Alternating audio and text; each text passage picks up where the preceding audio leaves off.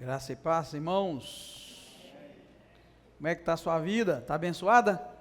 Hoje nós vamos estudar Jeremias 25 e 26. Eu vou diminuir um pouco o volume aqui, que está muito alto aqui para mim, e isso da microfonia. E esse microfone também resolveu dar uns barulhinhos aqui. Agora o jeito é comprar outro, sabe? Só que é um trem caro. Você tem quase 3 mil reais, só essa pecinha que está na boca aqui, ó. Jesus tem dó, hein? Mas Deus vai dar graça, amém? Capítulo 25...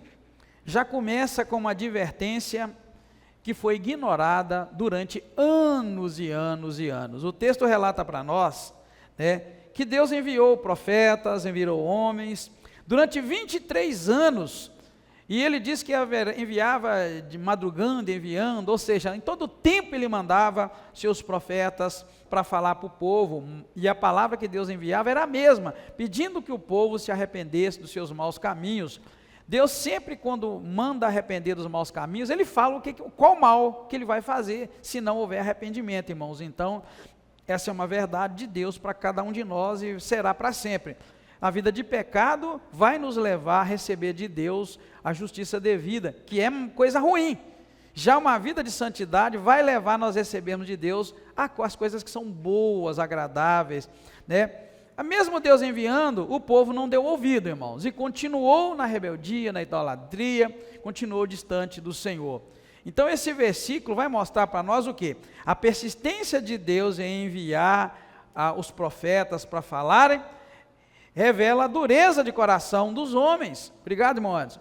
Por que revela a dureza? Porque se Deus falasse uma vez e o povo atendesse, não tinha dureza de coração, mas quando ele fala que enviou de manhã, de noite, 23 anos ele enviou a mesma mensagem, isso quer dizer que o coração do povo estava duro, irmãos, o coração endurecido, por isso que ele enviou a palavra 23 anos, e é por isso também que nós entendemos que o juízo de Deus sobre Judá, de fato ele era inevitável, Deus tinha que fazer o que ele estava dizendo que ele ia fazer. O que ele ia fazer? Destruir o povo e mandar o povo para viver exilado lá na Babilônia. Deus deu para eles duas opções que nós vimos aqui nos capítulos anteriores. Deus falou para eles: sai daqui e vai para a Babilônia, viver lá como escravo, como escravo não, exilado. E de fato era escravo, mas eu não quero usar a palavra escravo, quero usar a palavra da Bíblia, que está escrito. Então Deus falou para eles assim: você tem duas opções, me obedece e vai para lá, viver lá, exilado, ou então fica aqui e vai ver esse lugar sendo destruído, e vocês também sendo destruídos, morrendo junto. Então, irmãos, é um caminho difícil de escolher, ou fica e morre, vai e vive. Só que eu fiquei aqui conversando com os irmãos, uma coisa muito séria, é a mesma coisa que Deus chegar perto de nós e falar assim: sai desse lugar e vai morar até morrer em tal cidade. Ô, irmão, você acha que é fácil largar a cidade da gente e ir para outro lugar? É fácil, irmão, você largar seu emprego, sua família e ir para lá porque Deus está mandando? Então não é que é uma escolha fácil e tranquila que Deus está tratando com o povo. E tudo isso Deus está fazendo por causa do pecado, irmãos. Toda vez que Deus faz algo de duro, de ruim, que faz sofrer, não é porque Deus queria fazer isso e que Ele gosta de fazer o mal. Estou falando o mal porque é mal mesmo, tá, irmãos? Às vezes a gente pensa assim: mas Deus só faz o bem. Não, Deus faz o bem e também faz o mal. Ele faz o bem quando ele sente que a pessoa ou aquela nação merece o bem, mas quando ele percebe que merece o mal, Deus é justo, e ele não é igual nós, a gente tem preferência. Quem tem filho sabe disso, quem tem neto sabe muito bem. Às vezes a gente suporta nossos netos, nossos filhos fazerem coisas erradas, e Deus não suporta. Deus não é igual a gente releva, a gente vai em frente, a gente acredita, e Deus é assim: tudo que eu faço de mal, Ele acumula, Ele guarda aquilo. Se não houver, guarda essa palavra, tudo de errado que você faz e que eu faço, Deus está guardado aquilo escrito. Se não houver arrependimento, Ele vai pagar a gente, Ele vai devolver para a gente as consequências daquilo. Mas se no meio do caminho houver arrependimento, Deus muda a sorte. Olha um exemplo, vou dar só um exemplo para a gente não ficar agarrado aqui. Quando Jesus foi crucificado, a Bíblia relata que ao lado de Jesus tinha 2 salteadores, 2 homens bandidos, vou chamar assim, estavam morrendo junto com Jesus na mesma pena de crucificação. A Bíblia diz que os 2 começaram a conversar, né? E um começou a dizer: tu és o mesmo, né, todo-poderoso, o Filho de Deus, sai daí. E com aquela conversa assim. E o outro vai e começa a discordar e chega e fala: rapaz, nós estamos aqui porque nós merecemos, agora ele não mereceu. E aquele moço vira para Jesus e fala assim: lembra-te de mim quando entrares no teu reino. 2 bandidos e o Senhor crucificado com eles. Aquele que falou: lembra-te de mim quando entrar no teu reino, irmãos, ele alcançou a graça de Deus. O cara não teve tempo a Bíblia não relata que ele teve tempo de descer da cruz, fazer um curso, batizar, né? Brincadeira, fazer curso, né, irmão? Porque na Bíblia não tem isso. Nós aqui damos curso, mas não tem. Mas a gente sabe que Jesus foi batizado por João.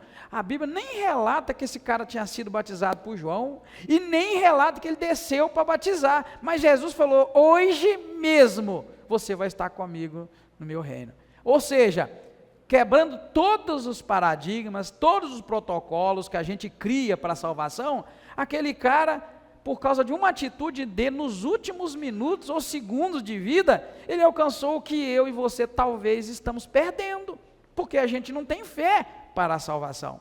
A gente tem fé para muita coisa, mas não tem para entender. Então o cara ali, ele tomou a atitude certa no último segundo de vida. Tem gente que pensa assim: pastor, o que esse cara fez que ele recebeu de Jesus essa palavra? Hoje mesmo você está comigo no paraíso. Irmãos, Jesus era o Filho de Deus, o Deus Todo-Poderoso, amém, irmãos? O Rei dos Judeus, como estava escrito lá na insígnia, na plaquinha em cima da cabeça dele. Irmãos, aquele cara, ele abriu a boca e falou assim: eu reconheço que o Senhor é Rei. Por quê? Porque quando ele falou assim: lembra-te de mim quando entrares no teu reino, aquele cara sabia que Jesus ia morrer igual ele, irmão. Então ele sabia que não era um reino na terra, nem um reino visível. Aquele cara teve uma revelação divina, irmão, nos últimos minutos de vida, que talvez você não teve até hoje, ou alguém possa estar na igreja todos os dias e não entende. Lá no fundo da alma, não admite que Jesus é rei de um reino, não dessa terra, como ele disse: meu reino é deste mundo. Aquele cara entendeu isso, é por isso que ele falou: lembra-te de mim quando entrar no teu reino. Em outras palavras, ele estava dizendo: se tivesse tido tempo para bater um papo com Jesus, ou ter um encontro com Jesus fora da cruz, em outro lugar, certamente ele se ajoelharia aos pés de Jesus, reconhecendo: tu és rei, e eu reconheço que o Senhor é rei, porque é isso que ele falou: lembra de mim quando entrar no teu reino. Jesus, à beira de morrer, ele fala: o Senhor é rei, e eu quero que o Senhor lembre de mim quando o Senhor entrar no teu reino. Que reino, irmão? Reino do céu, reino espiritual. Então, guarda sempre isso, irmãos. Tuas atitudes estão anotadas diante de Deus. Se elas são ruins, vai dar mal, né? Como diz a linguagem hoje, vai dar ruim, vai dar mal, né? Então, se as suas atitudes são ruins, vai dar mal. Mas se... Entendeu, irmãos? A gente precisa aprender de Deus. Eu estou muito feliz, irmãos, com vocês que estão vindo no estúdio de quinta-feira, estou mesmo, porque eu vejo que os irmãos estão entendendo, né, esse processo, como Deus age conosco, né? Se Deus não fosse misericordioso, ninguém, irmão, se salvaria, nem eu, ninguém. Mas é a misericórdia de Deus que nos faz ter acesso à vida eterna. É por isso que o estudo da Bíblia é importante. Mas é importante a gente entender que a gente acumula diante de Deus coisas, ações e atitudes, que tudo fica bem anotadinho. Apocalipse diz, irmãos, que nós seremos julgados. Cada um será julgado de acordo com as suas ações. A Bíblia relata isso para nós, né? Está tudo anotado. Abriu-se o livro, outro livro, e o livro da vida, e cada um foi julgado de acordo com o que estava escrito naquele livro. É esse livro que Deus tem. Imagina o tamanho desse livro, hein? Só para escrever meus pecados já é um livrão danado. Imagina o seu, desde Adão até hoje. Mas Deus tem. É claro que isto é figurado. Vocês querem dizer que Deus tem gravado as atitudes desde Adão até a última pessoa. Então não tem nada... Diante de Deus, você não precisa nem de advogado para te defender, porque ele está tudo escrito e vai jogar na minha cara e na sua. Está aqui, ó. E aí, o que você me diz? Brincadeira à parte, é assim. O que a gente precisa entender é que o resultado virá de acordo com o que eu fiz, o que você fez, de acordo com o que nós plantamos. Isso é regra. A gente precisa plantar coisas na vida que vai nos dar a oportunidade da vida eterna. O arrependimento daquele homem na cruz mostra para nós uma coisa muito perigosa. Sabe o que aquele homem na cruz mostra para nós? É o perigo da gente deixar para a última hora. Não deixa para a última hora, que você pode não ter a mesma chance daquele rapaz. Aquele rapaz, antes do último suspiro dele, Ele teve a chance de mudar o caminho. E olha que ele não foi tirado da cruz, ele simplesmente teve de Senhor o direito à vida eterna. Hoje mesmo estará comigo no paraíso. O que ele está dizendo? Você vai morrer hoje. Mas eu não vou te tirar da cruz, mas você vai andar comigo. Então o Senhor não quer que você seja igual aquele ladrão na cruz, não. Amém? Que vive vivendo o último segundo, a última oportunidade, a última chance. O Senhor quer que a gente viva com Ele dia a dia, consertando a vida, pedindo perdão, reconciliando, amando, abraçando. Jesus quer que a gente viva assim. É por isso que existe a igreja. A igreja está na terra, é para evitar que o maior número possível de pessoas tenha aquela chance de último segundo, porque é muito difícil aquele último segundo, irmãos.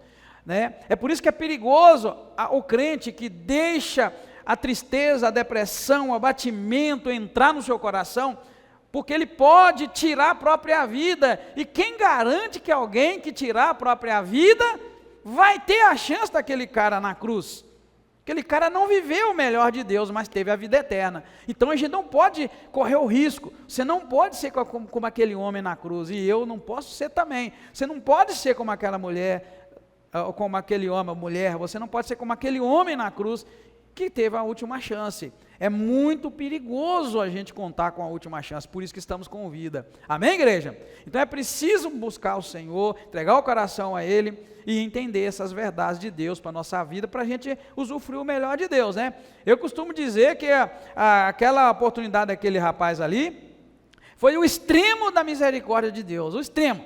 É para deixar exemplo para nós, para nos ensinar, né? Não deixa para o último segundo, porque pode dar mal. Você vê que um reconheceu, o outro não reconheceu. Agora eu vou perguntar aqui, para os irmãos, nós estamos presentes. Você já sentiu uma dor extrema alguma vez? Dá tempo, irmão, da gente ficar pensando muito em Jesus me perdoa ou qualquer coisa? Não dá, irmão. Aquele cara lá foi um milagre de Deus mesmo. Tanto que o outro não aguentou. Você está à beira de morrer, meu filho? Você morrinha, você resmunga, você grita, você chora, mas você vai lembrar, né? Lembra-te de mim quando entrar no teu reino? Misericórdia, você está morrendo, o cara estava morrendo asfixiado, sabe? Toda pessoa que morria naquela posição crucificada, com os pés juntos assim ainda, né? Que era o normal de se fazer, você morre asfixiado. A gente precisa disso aqui, inchar as suas costelas, precisa fazer esse movimento para o seu pulmão, igual uma bomba, né? Bombear ar. Você ficar muito tempo assim pendurado, isso aqui vai travar, você vai morrer, o pulmão não vai dar conta. Então morria asfixiado, além da dor, do sofrimento. Então o cara está morrendo asfixiado, ele desmaia. Você sabe que desmaia. Parou de respirar, você desmaia. O cara teve uma chance milagrosa que eu e você podemos não ter. Então o Senhor está nos concedendo agora, né? Quando eu citei da pessoa que deixa a tristeza, a amargura, a depressão e o inimigo entrar e tira a própria vida, eu estou dizendo para você ver que é uma situação muito difícil aquele último segundo. Ninguém pode garantir que você vai conseguir. Amém? Então a gente tem que caminhar. E no mais é a gente entender, né, que Deus estava enviando os seus profetas a tempo e fora de tempo, falando com o povo, arrependa. E o povo não arrependeu. A Bíblia registra que durante 23 anos Deus mandou. E é muito tempo, né, irmãos? 23 anos é uma vida, né? E eles não se arrependeram. Então, essa persistência de Deus enviar revela a dureza do coração. Talvez nós possamos ser também como Judá, irmãos. Talvez Deus está falando conosco há tantos anos e a gente está teimoso. Por isso que eu falei o exemplo do rapaz na cruz, né? A gente não pode contar com esse tempo de graça e de misericórdia para sempre. O chamado de Deus para nós, ele é muito misterioso, ele vem quando a gente menos espera, né? Ninguém que entra num avião pensa assim, eu vou morrer hoje. Já imaginou? Já imaginou se na hora que você comprasse uma passagem, na hora que você fosse entrar no avião, os caras falassem, prepara que você pode morrer, né? Imaginou quem ia viajar de avião, né? Assim, né? Na sua passagem tivesse escrito assim, conserta a tua vida que esse avião pode cair. Quem ia entrar no avião? Ninguém, né? A gente ia evitar. É isso que eu quero dizer. Nossa vida é assim. A gente entra no avião, irmãos, a gente não está pensando, eu vou morrer no meio do caminho. Você entra no avião pensando, eu vou descer lá do outro lado. Você entra no seu carro para viajar, você pensa, eu vou descer lá do outro lado e vou voltar. É isso. Então a sua caminhada aqui, você está pensando assim, eu não vou morrer. Só que o avião pode cair. Né? O carro pode tombar, o carro pode dar um pane. Ou se nada disso acontecer, Jesus pode chamar o teu coração para de funcionar. E aí, como está a tua alma? Como está a tua vida?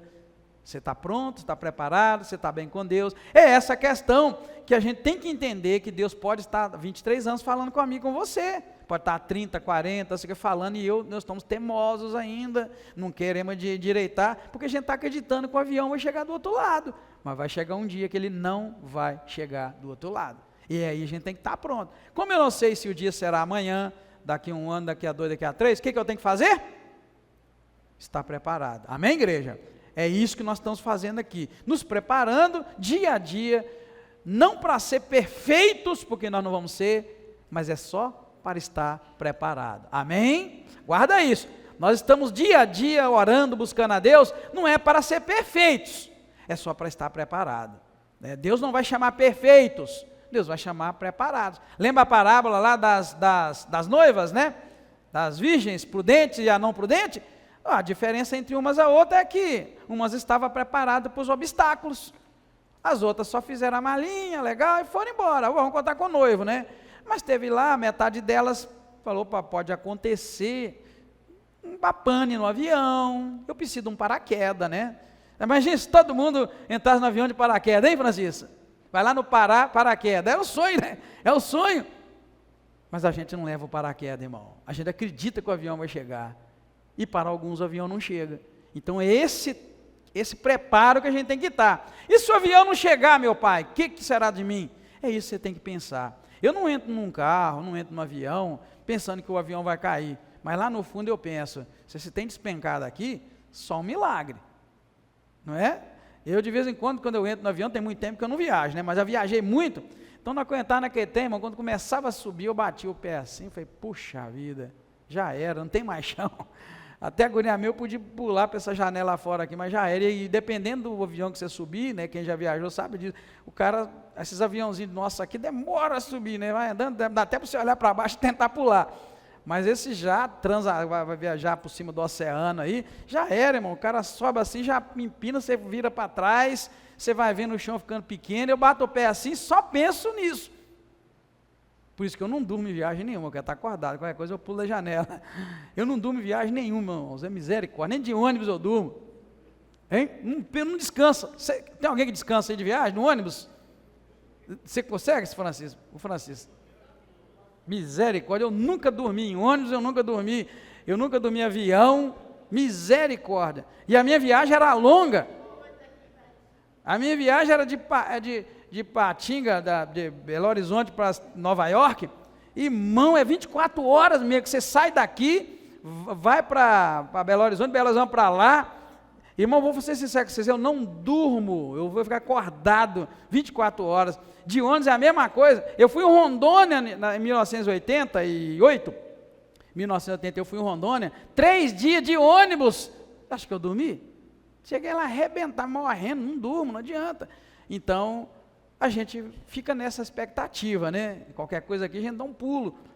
A gente precisa dessa expectativa com relação ao céu. Amém, igreja? Tem que estar pronto, preparado, ligado, porque se você descuidar, dormir, pode ser que o Senhor te chame e você não está pronto. Então a gente precisa sempre desse alerta de Deus para a nossa vida, tá? Esse é um alerta, amém, igreja? Esse é um alerta da palavra de Deus. O julgamento está chegando para ajudar, porque Deus perdeu a paciência com eles, 23 anos falando e eles não deram ouvido. E agora Deus vai falar para eles que o julgamento vai vir. Capítulo 8 está dizendo isso. O que Deus fez aqui no capítulo 8? Deus está anunciando que vai usar Nabucodonosor, rei da Babilônia, como seu servo. Olha que um cara incrédulo e mundano agora passa a ser um servo de Deus. Servo que nem vai ser abençoado, mas que se tornou um instrumento de Deus. Então Deus usa o termo aqui, meu servo, não é que ele é servo igual eu e você, que somos obedientes e queremos agradar a Deus. É servo para executar o juízo. Deus queria que alguém fizesse o mal para ajudar, e ele usou o cara mal. Só que o cara passou a ser um executor da vontade de Deus, tá? Então o que Deus falou? Vai lá, Nabucodonosor, e você vai fazer juízo. Porém, ao mesmo tempo que Deus chama ele de meu servo, que vai executar o juízo, Deus também promete que vai detonar com Nabucodonosor e com a Babilônia, por causa da arrogância deles e por causa da maldade do coração deles. Então, irmãos, eu queria aqui parafrasear e falar para você um dos perigos bíblicos teológicos que existem por aí. Tem gente que acha que toda pessoa que Deus usa é um servo de Deus e é um homem santo, e não é. Nabucodonosor nunca foi um homem santo, mas se tornou um homem que estava fazendo a vontade de Deus. Eu já vi gente dizendo assim, sobre pregadores da televisão, eles fazem coisa errada, mas Deus usa eles. Nabucodonosor também, Deus usou. Deus usou Faraó, e o fim deles foi qual? Está entendendo, irmão? Então a gente tem que parar com isso. Se o cara está aqui no púlpito, pregando, falando, e Deus está usando, o cara tem uma vida porca, e Deus está usando também, porque Deus usa o homem mau para executar o mal, e usa o homem bom para executar o bem. Deus nunca vai levar um homem bom a fazer o mal, então ele pega o cara mau e fala, agora você vai detonar com fulano, ou com o meu povo, porque está vivendo em desobediência. Então, irmãos, a gente tem que entender isso, tá? Que embora Nabucodonosor aqui seja um ímpio, nesse momento ele é descrito como um instrumento nas mãos de Deus para fazer o mal. Depois vai falar de 70 anos que o povo ia sofrer nas mãos da Babilônia. Isso quer representar para nós que é o tempo completo que Deus entendeu que serviria como disciplina para ajudar a aprender o que ele estava querendo ensinar com amor e com cuidado. Durante 23 anos, Deus tentou ensinar com amor, mandando os profetas. O povo não aprendeu, agora ele vai dar 70 de disciplina. O que você preferia? 23 anos de Deus te ensinando ou 70 de disciplina? Não é, irmão? Então é isso que a gente está trazendo da palavra de Deus. É isso que Deus está trazendo, né? O mais velho entre nós, talvez tenha um pouco mais de 70, né? Mais velho entre nós. Já imaginou 70 anos de disciplina? É o que Deus está fazendo com o povo. Então a gente tem que fazer essas escolhas hoje, irmãos. Eu não quero disciplina de Deus na minha vida, não. Não quero mesmo. Eu não quero disciplina de Deus na minha vida. Então, para isso, eu tenho que buscar fazer a vontade de Deus, em todas as áreas da vida, amém, queridos?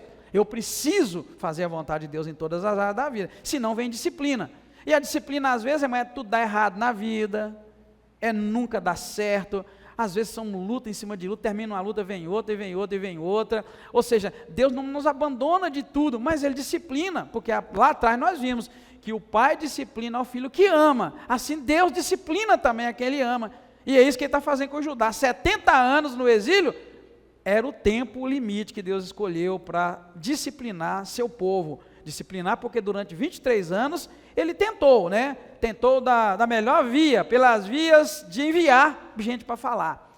Hoje as pessoas não gostam de escutar a palavra pregação, estudo, não gostam de escutar as palavras que chama na regulagem. Isso é o tempo que Deus envia, é o tempo melhor. Eu sempre disse aqui na igreja que tem duas maneiras de Deus comunicar conosco a vontade dEle. Uma é falando e a outra é agindo. Duas maneiras que Deus comunica a sua vontade conosco. Uma, falando, e a outra, agindo. E eu vou te ser sincero, a melhor maneira de aprender de Deus o que Ele quer é ouvindo Ele falar. Porque se Ele agir, Ele pode descer o porrete na gente, irmão.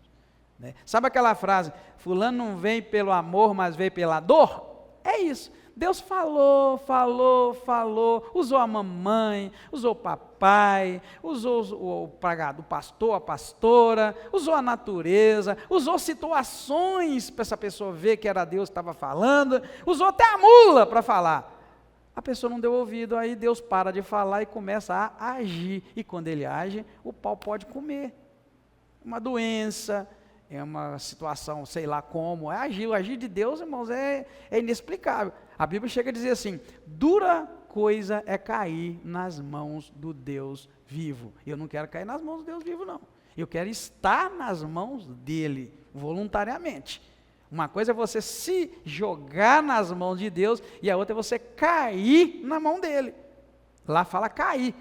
Cair, ou seja, não era a tua vontade, mas você caiu. E todos nós estamos sujeitos a Deus, porque Deus é o único e todo-poderoso que existe. Amém, irmãos?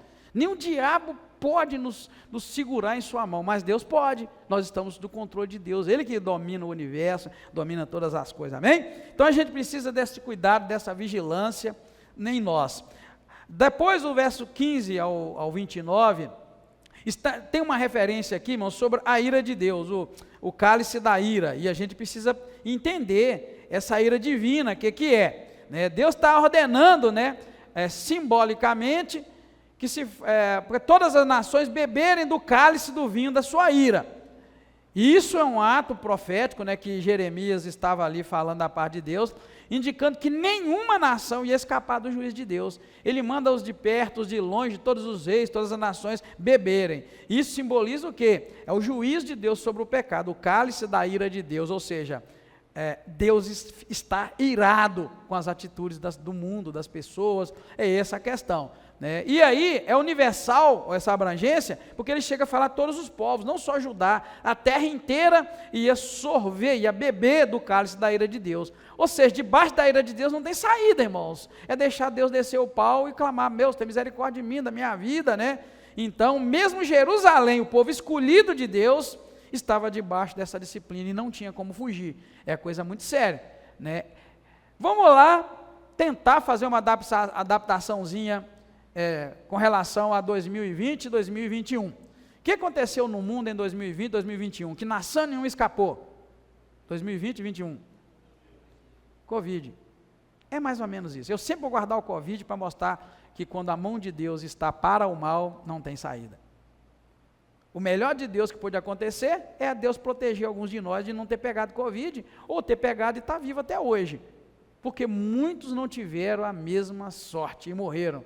E quem pôde contra a Covid? Absolutamente nada, nem ninguém, nem as maiores potências do mundo puderam. O trem ficou feio. Começou exatamente numa das maiores potências do mundo, que é na China, e foi lastrando, tá, irmão? Então a gente precisa entender, isso é só um exemplo de que Deus está no controle, e se Ele permitir que o mal chegue aos quatro cantos da terra, chegará o mal, e não tem remédio, não tem ai, não tem misericórdia de mim. Eu só ficava feliz de ver a mão de Deus me guardando, e guardando muita gente, e triste porque muitos partiram, tá?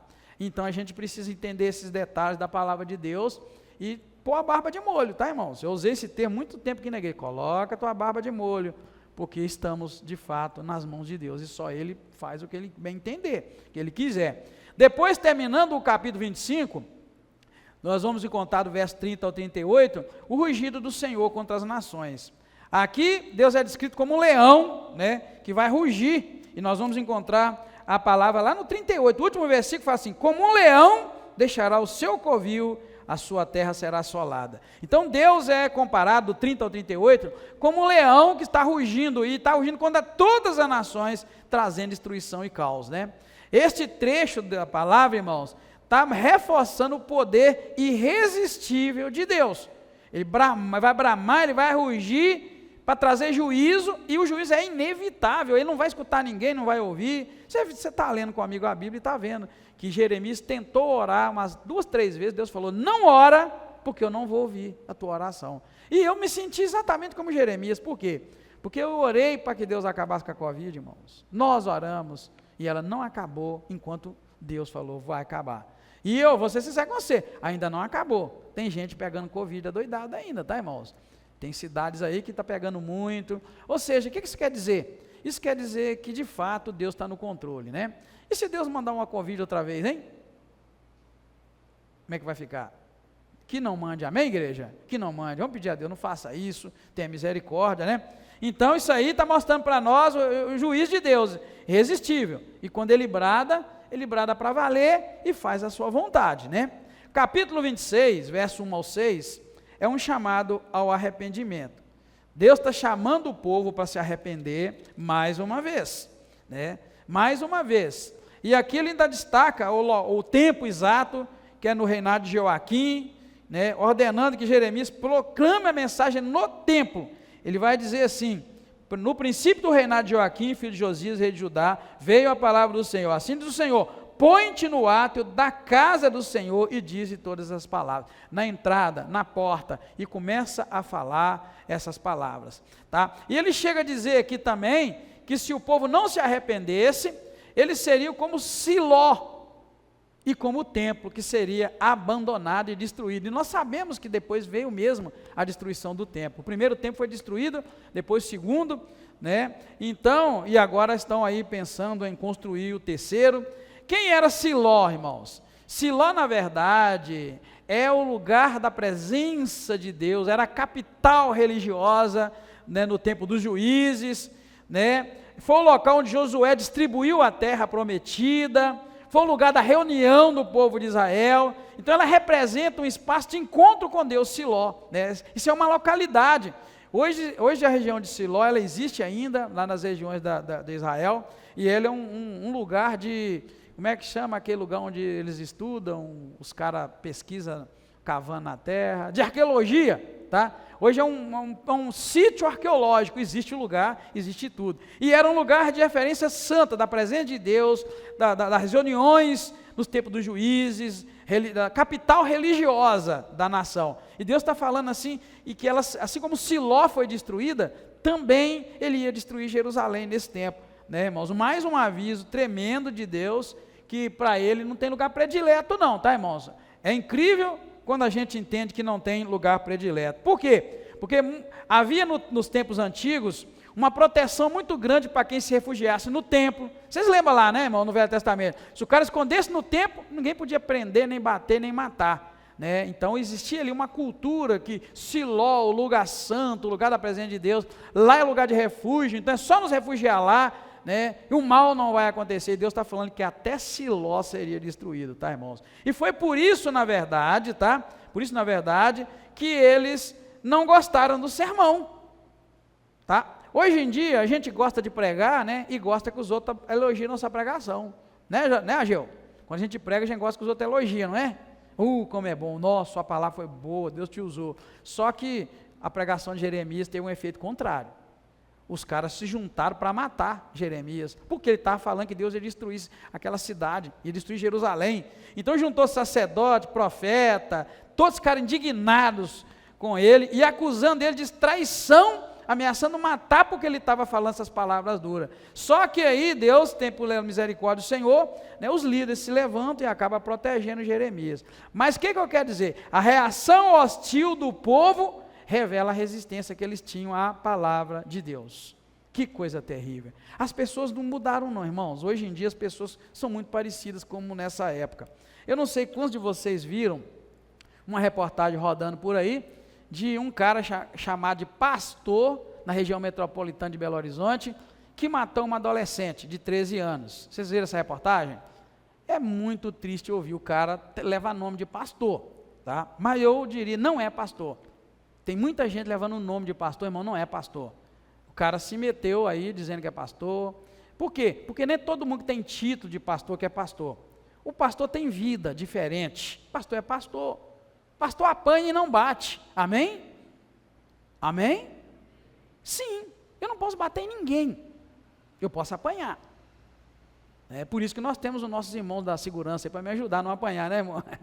Né, irmão? Eles estão aí para me ajudar a não apanhar. Ele fica sempre ali, qualquer coisa, você pula na frente e leva as pancadas no meu lugar, não é? Maravilha, hein? Hein? Você apanha no meu lugar? Obrigado, irmão. A gente precisa de irmão assim, que leva o corpo em frente. Por que eu estou dizendo isso para você? Porque o povo de hoje não mudou em nada. Parece que esse povo dessa época, irmão. Pastor não bate, pastor apanha. Você conhece um pastor que engrossou a voz e bateu? Esse cara não é pastor não, porque Jesus ensinou, se bater de um lado, eu tenho que oferecer o outro. Se me roubar o carro, eu tenho que deixar levar tudo. Se me chamar para andar uma milha, eu tenho que ir duas. Sabe o que o cara alegou? Alegou que a menina bateu no rosto dele, e ele foi e ficou muito nervoso e travou o pescoço dela. Eu cheguei a dizer para minha esposa, o que leva uma adolescente a bater na cara de um cara que se diz pastor? O que ele fez? O que ele fez? Pode ser que ele não fez nada. Demônio usou. Eu já vi isso. Mas depois, lendo a reportagem, o cara era viciado em cocaína. E era pastor. Ai, eu tenho muita dó das ovelhas que tem pastor desse tipo. Mas só existe pastor desse tipo porque vocês gostam. Não vocês, mas vocês, as pessoas. Porque se as pessoas exigissem um com mais dos líderes, nós não teríamos pastores assim. Pastor tem que ser passado, irmão, na régua. Você tem que olhar minha vida por aí, como é que ela é fora da igreja, em todo lugar, minha vida. As pessoas não olham. Se o cara chega aqui e fala bonito, bacaninha, veste uma roupa moderna, começa a enrolar a língua e blá, blá, blá, blá, poxa vida, a igreja enche de gente. O cara é usador de droga, o cara é violentador, o cara é estuprador, está disfarçado de pastor e sujando o nosso nome, irmãos, porque tudo é igual. Está sujando o nosso nome, está difícil. Ser pastor nos dias de hoje, irmão, é uma tarefa difícil. Na época de Jesus a perseguição era uma, hoje é outra. É os caras que levam o nome, mas não são. Quando eles descobrem que tem um médico que não é médico, o que eles fazem com ele? Caça credencial. Mas como é que eles vão saber que o cara é pastor? Não é? Se tem uma bagunça, irmão, a igreja é uma bagunça no dia de hoje. Se eu sair daqui e alugar um salãozinho ali, eu digo que sou pastor, ninguém fiscaliza, tá bom, ele é pastor mesmo. E as ovelhas de Jesus, as mais simples, as mais carentes, vão para lá buscar refúgio, e o cara é um estuprador, o cara é um assassino, o cara é usuário de droga. Ah, pelo amor de Deus, o cara para ser pastor ele tem que ser pelo menos um crente, basta ser crente, amém, igreja? Basta ser um servo de Deus, não precisa ter diploma, não precisa pregar bonito, não precisa saber nada. Ele tem que só ser crente mesmo, de verdade. Ele tem que ser um cara que está indo para o céu. Guarda isso. Pastor, primeira coisa, ele tem que estar indo para o céu. Se ele está indo para o céu, ele está apto para pastorear, cuidar de alguém. Porém, o povo gosta. O povo gosta, mas gosta mesmo. Eu louvo a Deus que vocês não gostam, tá, irmão? Vocês não gostam. Amém, igreja? Amém, igreja? Vocês não gostam. Eu sei que não gostam, vocês estão aí com a gente. Mas o povo lá fora gosta, irmão. Eu estou falando sério. Então eu estou trazendo isso para vocês, é só para mostrar que a reação do povo contra a pregação de Jeremias é porque Jeremias era o único que estava pastoreando de verdade, pregando. Por isso que ele estava falando, arrepende, arrepende, arrepende, arrepende. E os outros não falavam nada. E quando ele falou, Deus vai destruir esse templo, vai destruir esse lugar, os outros pastores, os profetas, igual Jeremias, levantaram contra Jeremias e falaram, esse homem tem que morrer, vamos matar ele. Ou seja, igualzinho, irmãos, João Batista. O fim de João Batista foi o quê? Porque ele pregou arrependimento? Foi a cruz, ou melhor, foi a degolação, acho que é degolação, né? Ele foi degolado. Jeremias pregou, Deus vai destruir isso tudo se não arrepender. Eles queriam matar Jeremias. É por isso que eu falei, nós gostamos que você chega perto da gente e fala, nossa, a pregação sua foi boa. A gente gosta, né, Ageu? Porém, a verdadeira pregação, ela pode machucar todo mundo, irmãos, porque talvez Deus está falando, larga o pecado, muda de vida, converte. Mas se a gente falar isso, nós vamos ter inimigo. Por isso que eu fiz essa comparação. Já o bandido lá fora está enchendo igreja, está enchendo gente, cada vez envergonhando mais. Na verdade, as igrejas deixaram de ser igreja, irmãos, porque a igreja é isso. Igreja é o que Jeremias fazia, é o que João Batista fazia, é o que Jesus fazia, é o que os homens da Bíblia faziam. É falar a verdade de Deus e nos orientar a mudar de vida, que se não mudar, no céu não vai nos caber. E a gente está indo para o céu. Amém, igreja? Então, assim, eu estou trazendo esse paralelo, é só para vocês tomarem cuidado, irmãos, com o pastor, por favor, não aceita que qualquer pessoa é pastor, porque está cheio de gente por aí envergonhando o evangelho, envergonhando a igreja, né, envergonhando os pastores que são pastores de verdade, porque pastor é chamado de Deus, pastor é o dom, está lá entre profeta, pastores, mestres, é um dom, irmão, não é título, pastor não é título. Pastor não é porque estudou teologia, porque tem um diploma, porque prega bonito, porque canta bonito, ora bonito. Não, nada disso. Pastor é um dom ministerial, é um ofício santo e sagrado de dedicação da vida inteira, 24 horas por dia. A vida inteira dedicada, primeiro a viver como servo do Senhor e depois como servo das pessoas. Todas as pessoas são servas do Senhor, então os pastores estão aí para servir, né? Agora mesmo eu estava num comércio, surgiu uma pessoa querendo o serviço pastoral, falei, pode me ligar, me chamar, não importa se é dessa igreja, por isso que eu gostei daquele hino, não importa que igreja que tu és, é de outra igreja, está desviada, eu estou precisando de ajuda, não, só me chamar. Pode chamar, é ministério. Então a gente precisa entender. Então quando eles reagiram dessa forma lá, irmãos, reagiram de uma maneira dura, eles estavam mostrando resistência. Nós não queremos ouvir a verdadeira palavra de Deus, porque se ela for dura, nós não queremos. Por isso que eu citei o exemplo, tá? Então esses bandidos estão aí falando que são pastores, porque tem gente que ama esse tipo de coisa e de movimento, né, de palavra. Então a gente precisa vigiar, e eu oriento vocês a tomarem todo cuidado, tá? Né, com relação a isso. Partindo para o 16 ao 24, nós vamos encontrar a defesa de Jeremias e a proteção de Deus. Nesse momento que eles queriam matar, vão destruir, aí surge lá 2 exemplos do passado, que era Miqueias, as advertências dele foram ouvidas, e a de Urias, que acabou sendo morto por pregar a mensagem. E nesse sentido, Deus levantou os príncipes de Jerusalém, que acabou poupando a vida, um cara chamado Aicã, né? Na outra tradução está Aicão. Então a vida de Jeremias foi preservada nesse momento por causa do controle de Deus, que levantou esses príncipes para proteger Jeremias, um servo fiel, né? Mas o contraste do que aconteceu lá atrás com Urias, né? Que foi diferente o fim. Assim Deus então mostra que Ele protege os seus servos, Ele guarda os seus servos, mesmo diante de uma pregação dura, mesmo diante de uma pregação, irmãos, que não é exatamente aquilo que a gente queria ouvir. E assim termina esse texto, mostrando que Aicão apoiou Jeremias, e ele então não foi entregue nas mãos do povo para ser morto, é o versículo 24. Isso mostra para nós que você, como servo de Deus e serva de Deus, faça a vontade de Deus, obedeça, fala a verdade em todo o tempo, e Ele vai te proteger, porque é assim o nosso Deus. Amém, queridos? Porque a gente às vezes tem medo, né, irmão, de ser servo de Deus, porque se eu pregar a palavra, as pessoas vão ficar com raiva de mim, se eu falar para as pessoas aceitarem Jesus, eles vão ficar minha inimiga, eu vou perder a amizade, eu vou perder isso. A gente fica mais ou menos em cima do muro, também com medo. E o fato de Jeremias ter falado a verdade, eles queriam matar, e Deus levantar uma proteção para ele, mostra que Deus protege o homem e a mulher que resolve servi-lo, tá? Para concluir, os capítulos 25 e 26 vão destacar o juízo de Deus sobre o pecado, tanto para Judá quanto para todas as nações, né?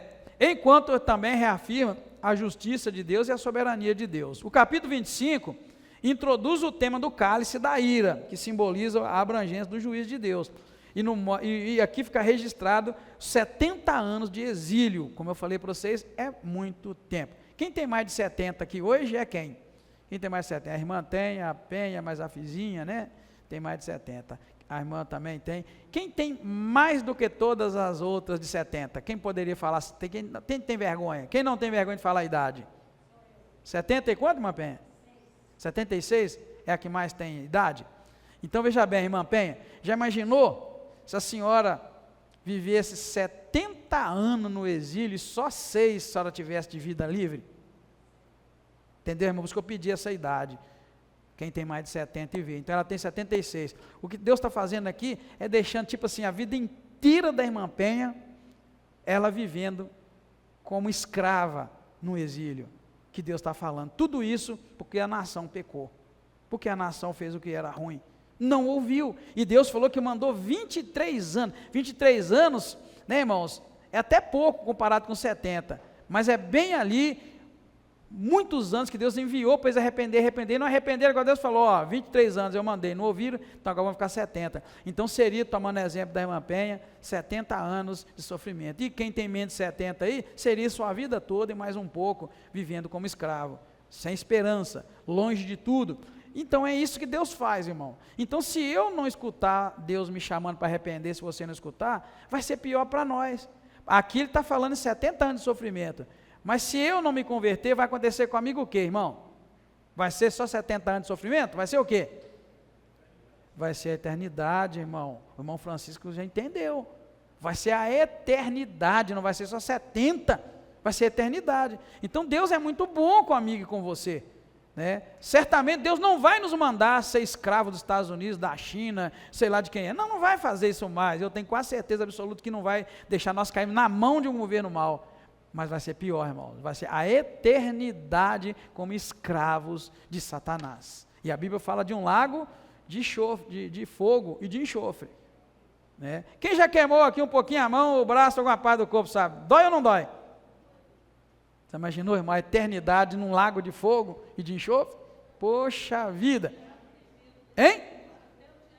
Até o diabo tem medo. E o desespero do diabo é porque ele sabe que ele está condenado a isso, ao lago de fogo e enxofre. Então, irmãos, essas comparações eu consigo trazer para os irmãos no dia do estudo, é para os irmãos entenderem o quanto Deus é bom, quanto Ele está falando comigo, está falando com você. Vamos esforçar, vamos responder ao chamado de Deus e vamos abandonar tudo aquilo que pode nos impedir de viver a eternidade com o nosso Deus, tá? Já o capítulo 26 vai reforçar a resistência do povo ao arrependimento, vai mostrar a fidelidade de Jeremias em proclamar a verdade mesmo diante da perseguição. E os 2 capítulos são um lembrete poderoso de que Deus é justo, mas também Ele é misericordioso, sempre oferecendo oportunidade de arrependimento antes que Ele execute o juízo. A execução do juízo de Deus é o que nós estamos vendo, irmãos, vai acontecer, Ele está falando que vai fazer. É o quê? É quando Ele fala assim, não tem mais jeito, agora é do meu jeito, então faz sofrer. Né? Essa é a execução final do juízo de Deus, né? E nós estamos aqui lutando para não ouvir de Deus isso, né? Olha, não tem jeito para você mais não, agora você vai sofrer, misericórdia, está repreendida mesmo, todo sofrimento, amém? Então o que nós vamos fazer? Vamos lutar, vamos sofrer, vamos caminhar, vamos orar, vamos compreender a vontade de Deus, pedir socorro, pedir ajuda, né? Com temor, sabendo que Deus é bom e Ele vai nos socorrer. A Bíblia diz que tudo coopera para o bem daqueles que amam a Deus. Olha, tudo coopera. Tudo coopera. Se ama a Deus, está tudo bem. E as lutas dessa vida são passageiras, diante da glória que está nos aguardando. Amém, queridos? As aflições daqui não são nada comparado à glória que está nos esperando. E eu estou caminhando para lá e eu sei que você também está caminhando e vamos chegar em nome de Jesus. Amém? Muito obrigado. Assim nós encerramos então hoje o estudo. Muito obrigado, Deus. Te agradecemos pela rica oportunidade. Este dia foi bênção para nós, está sendo bênção. E sei que o Senhor reserva grandes coisas para nós ainda durante essa noite. Eu peço que o Senhor fala com a igreja. Fala enquanto a igreja estiver dormindo. Fala através de sonhos. Aviva o nosso coração. Incendeia em nós o teu amor, tua graça, tua vontade. Guarda-nos e sela-nos, ó Deus, para a eternidade com o Senhor. Livra-nos do mal, livra tudo aquilo que não te glorifica. Peço a tua presença, a tua proteção, tua graça sobre a nossa mente, nosso coração, todo o nosso ser. Obrigado, meu Deus. Entregamos nossas vidas nas tuas mãos. Pedimos também neste momento pelo irmão Joel, pela irmã Maria. Só estenda as tuas mãos, Deus, para curar e, acima de tudo, para guardá-los nesse momento de enfermidade e doença. Cremos no Senhor, cremos na tua mão poderosa que nos sustenta nos momentos difíceis. Obrigado mais uma vez, recebe a nossa gratidão. Peço uma ótima noite a todos, é o que nós pedimos agradecidos, em nome do Senhor Jesus Cristo. Amém. Muito obrigado, igreja. Deus abençoe.